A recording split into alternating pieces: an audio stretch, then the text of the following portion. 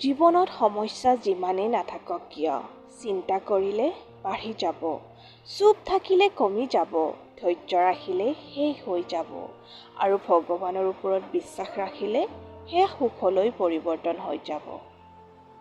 ভাঙি যোৱা বস্তুক ভগৱানে সুন্দৰকৈ ব্যৱহাৰ কৰে। মেঘ ভাঙি বৰষুণ ৰূপ, বীজ ভাঙি নতুন গছৰ জন্ম দিয়ে। সেইকাৰণে কেতিয়াবা সমস্যাত ভাঙি পৰিলে বুজিবা যে ভগৱানে তোমাক কিবা ডাঙৰ কামৰ বাবে ব্যৱহাৰ কৰিব বিচাৰিছে। সেয়া ধৈৰ্য ধৰক, ভাল সময় আহিব। পিতৃৰ ভৰিত পিন্ধা চেণ্ডেলযোৰ যদি চিঙা হয়, তেন্তে পুত্ৰই পিন্ধা দামী জোতাযোৰৰ কোনো মূল্য নাই। আৰু মাতৃক যদি বেয়া ব্যৱহাৰ কৰা হয়, তেন্তে মন্দিৰত গৈ দেৱীক পূজা কৰাৰো কোনো অৰ্থ নাই।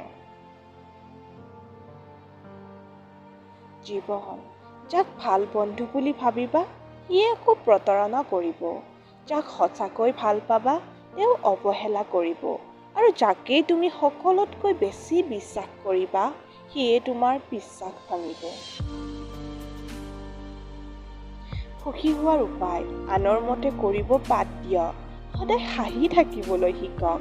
কোনোবাই কিবা কৈছে আপোনাৰ বিষয়ে, গুৰুত্ব নিদিয়াকৈ আগবাঢ়িবলৈ শিকক। মনে যি কয় তাকে কৰক। পৰিয়ালৰ লগত সময় কটাওক। এক নিৰ্দিষ্ট লক্ষ্য দিশে আগবাঢ়িব শিকক। কথা কম, কাম বেছি কৰক।